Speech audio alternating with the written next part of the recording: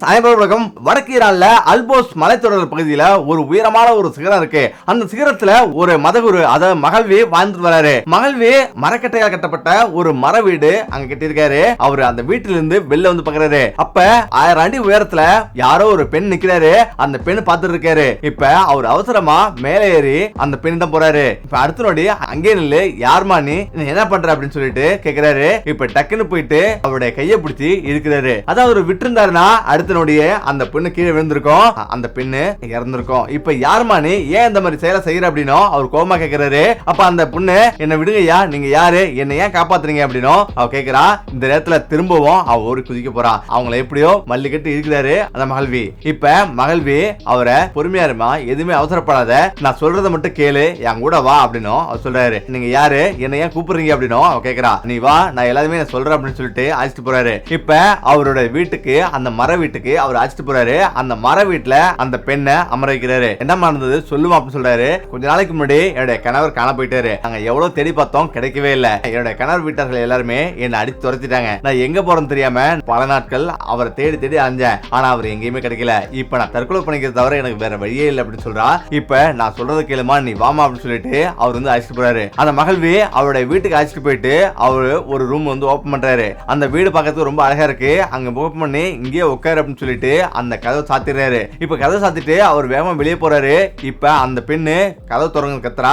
ஆனா அந்த மகள்வி அங்க இல்ல. அவரு அந்த மலையை நோக்கி மேல ஏறி போறாரு. இப்ப அவருக்கு என்ன பண்றதுன்னு தெரியல. இப்ப இரவாவது யாரோ வர சத்தம் கேக்குது. இப்ப யாருன்னு பார்த்தா அந்த மகள்வி அந்த கதவை ஓபன் பண்ணி உள்ள வராரு. இப்ப அந்த பெண்ணு, நீ யாரு, என்ன ஏன் இப்படி இருந்து கதவை அடைச்சு போட்டுருக்கீங்க அப்படின்னு பயங்கரமா கத்துறா. நீ கொஞ்சம் பொறுமையா இரு, இன்னும் ஒரு நாள் மட்டும் தான் எனக்கு வேலை இருக்கு, எல்லாமே சரியாயிடும் அப்படின்னு அவர் சொல்றாரு. இப்ப இரவாவது அவருடைய பெட்ல போய் அவர் படுத்து தூங்குறாரு. அதே போல இந்த பெண்ணும் இவருடைய அறையில படுத்து தூங்குது. இப்ப தூங்கிட்டு இருக்கும் போதே நடுவிரவுல அந்த மதகுரு ஏந்திரிக்கிறாரு.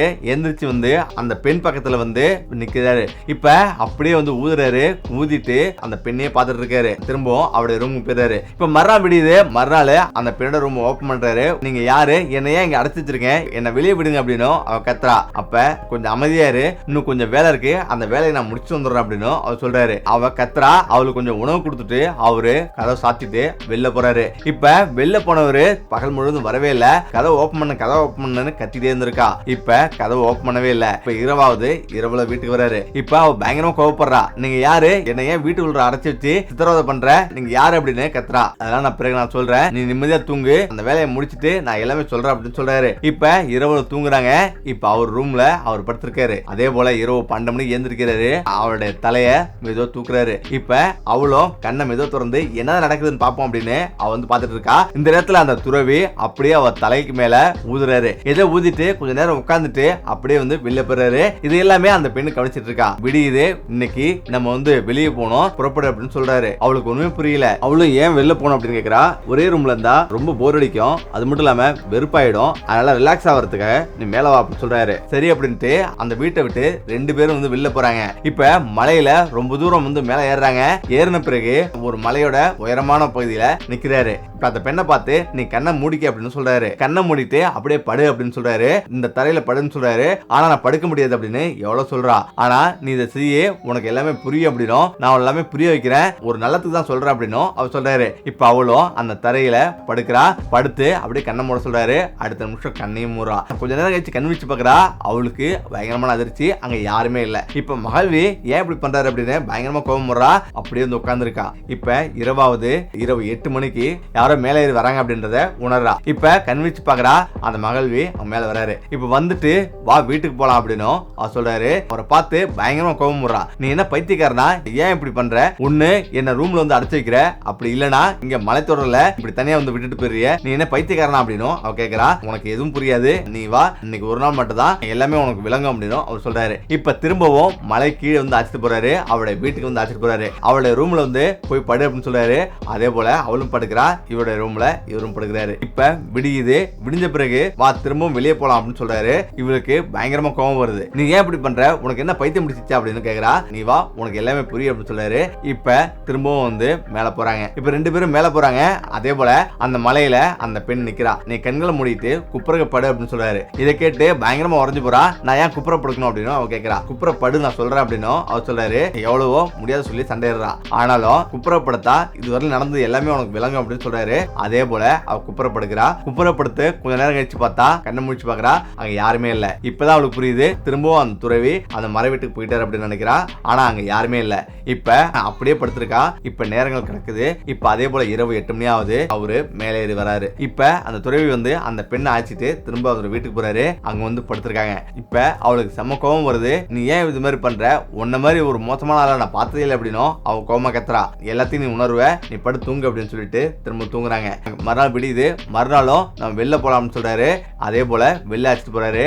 அந்த மலைக்கு உச்சியில அழைச்சிட்டு போறாரு. இவர் பண்ற ஒவ்வொரு விஷயம் பார்த்துட்டு செம்ம கோபமா வரா. இருந்தாலும் எதுக்கு இப்படி பண்றாரு அப்படின்றத அவரால் உணரவே முடியல. இப்ப ஒரு நிமிஷம் கண்ணை மூடு அப்படின்றாரு. அதே போல கண்ணை மூடுறா. அதே போல பின்னாடி நின்று கண்ணை வந்து பொத்துறாரு. பொத்திட்டு அவளோட மேல வந்து ஊதுறாரு. இப்ப இவளுக்கு எதுவுமே புரியல. ஏன் இப்படி பண்றீங்க, கையை ஓப்பன் பண்ணுங்க அப்படின்னு அவ கத்துறா. இந்த நேரத்துல மகள்வியும் கையை வந்து எடுக்கிறாரு. இப்ப நிமிந்து பாக்குறா. ஏத்த மாதிரி ஒரு அழகான இளைஞன் நிற்கிறான். அந்த இளைஞனை பார்த்து அதிர்ச்சி ஆகிறா, ஆச்சரியமுறா. அந்த இளைஞன் வேற யாரும் இல்ல, இவருடைய கணவர் தான். ஓன்னு கத்துறா, அழுகுறா. என்னோட கணவர் எப்படி இங்க வந்தா அப்படின்னு பயங்கரமா அழுகுறா. அவரு கட்டிப்பிடிக்கிறாரு.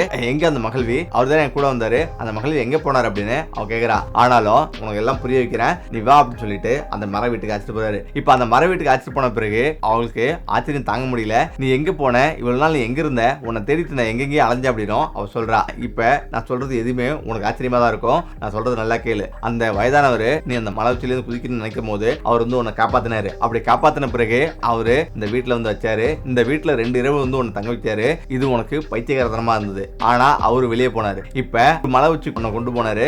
அங்க ஒண்ணு நிப்பாட்ட வச்சு அவரு இறங்கி வந்துட்டாரு. இதெல்லாம் நடந்தது இல்ல ஞாபகம் இருக்கா அப்படின்னு சொல்றாரு. இப்ப அவளுக்கு பயங்கரமான ஆச்சரியம். உனக்கு எப்படி இதெல்லாம் தெரியும் அப்படின்னு அவ கேக்குறா.